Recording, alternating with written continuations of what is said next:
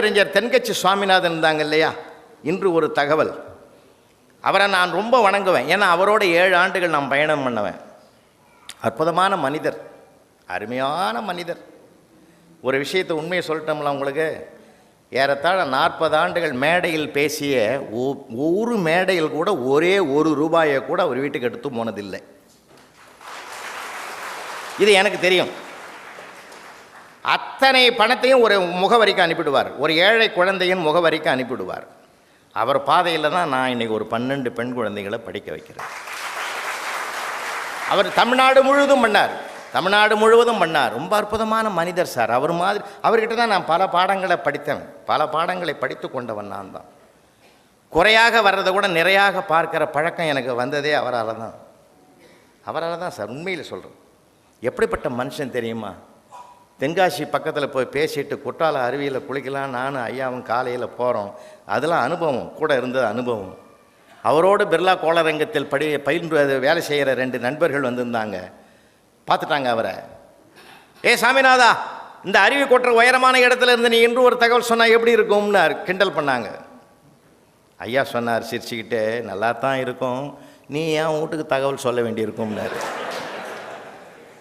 எப்படி இருக்கு பார்த்தீங்களா? தாக்குதலை கூட தாங்குதலாக மாற்றுகிற மனப்பக்குவம் பெற்றுவிட்டால் அவங்க தான் ஜெயிச்சுக்கிட்டே இருப்பாங்க வாழ்க்கையில்.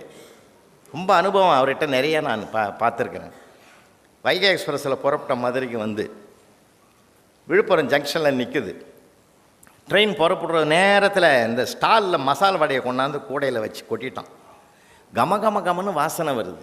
ஐயா சொன்னார், 500,000 செலவு பண்ணாலும் நம்ம வீட்டில் இவ்வளோ வாசனை வரலடா, என்னம்மா செய்யலான்னு தெரியலன்னார். இதை வாங்கிட்டு வரேன். ஏன்னு இறங்கி ஓடி போய் பொட்டலம் கட்டுற பையன் ஒரு 15 வயசு இருக்கு. அவன் கையில் ஒரு ₹20 நோட்டை கொடுத்து சீக்கிரம் கட்டுறா, ட்ரெயினை பிடிக்கணும்னா கலகலன்னு அந்த பையன் சிரித்தான். சார், என்னடா நான் சிரிக்கிற மாதிரி எதுவும் சொல்லலை, ஏன் சிரிக்கிறேன்னா அவனும் வடையை வச்சு எலியை பிடிப்பான், நீ ட்ரெயினையே பிடிக்கணும் சொன்ன பற்றியா, அதை நினச்சி தான் சார் நான் சிரித்தேன்னா. அதை எப்படி மாற்றுறான் பார்த்தீங்களா? அது சிரிக்கிறதுக்கு ஒரு ஹியூமருக்கு காரண காரியமே தேவையில்லை சார். அந்த நயம், அந்த சுவை, அந்த அனுபவம், அதை நம்ம பெற்றுவிட்டாலே போதும். ரொம்ப சந்தோஷமாக இருக்கலாம். நான் அனுபவிச்சது சொல்கிறேன். கிட்டத்தட்ட ஒரு 25 வருஷம் இருக்குது சார். 25 வருஷத்துக்கு முன்னாடி எங்கள் சிட்லப்பாக்கத்தில் லைன்ஸ் கிளப் தலைவர் லைன் சிவகுமார் இருந்தார். இங்கே அருமை நண்பர்கள் ரோட்டரியில் நண்பர்கள் வந்திருக்காங்க. நாங்கள் லைன்ஸ் அது மாதிரி அவங்க எல்லாம்னா சேவையே நடக்காத நாட்டில். அந்த அளவுக்கு ஒரு உயர்ந்த மனிதர் அவர். அவருடைய வீட்டுக்கு நான் போயிருக்கிறேன் சார். இதை கூட என் புத்தகத்தில் எழுதியிருக்கேன். என் அனுபவம் அது. அப்படி போய் உட்காடுறேன். அவர் சொன்னார், அவனுடைய மகன் பேர் சாம்பசிவம், சாம்புன்னு கூப்பிடுவாய். சாம்பு புலவரையா வந்துருக்கிறாரு. அம்மா கிட்ட சொல்லி சர்க்கரை இல்லாத பால் வாங்கி வந்து கொடுறான்னு சாப்பிட்றதுக்குண்டார். அந்த பையன் ஒரு சவுண்டு விட்டுன்னு வேகமாக உள்ளே ஓடி போய் அம்மா கொடுத்த பால் அந்த டம்ளர் நிறைய அந்த மகராசி வழியே கொடுத்துடுது. அப்படியே பக்குவமாக தூக்காந்து டம்முன்னு டேபிளில் வச்சான். வச்ச வேகத்தில் அந்த பால் இப்படி ஆடுது, தழும்புது. நான் என்ன பண்ணேன், தழும்புதுன்னு சொல்லியிருக்கணும். அந்த பையன் வச்சுட்டு இப்படி போகும்போது சொன்ன, டே சாம்பு, பால் ஆடுதுன்னு. இல்லை மாமா, அது மாடுதுன்னா.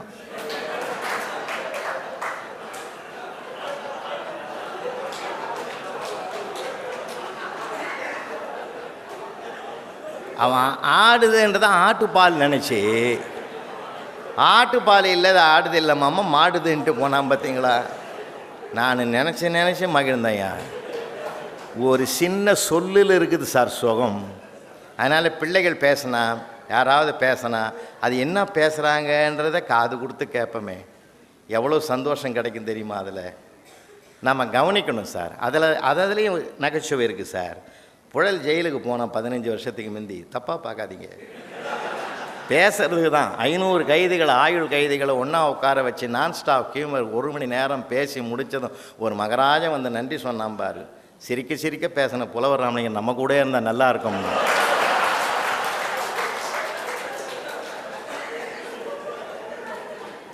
நான் என்ன தப்பாக நினைக்க முடியும்?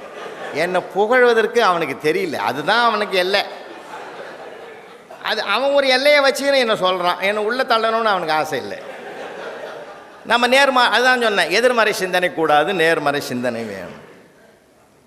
நேர்மறை சிந்தனையாக வச்சுக்கோமா சார். அதில் இருக்கிற மகிழ்ச்சி மாதிரி உலகத்திலே கிடையாது சார். மகிழ்ச்சியாக இருங்க ஐயா.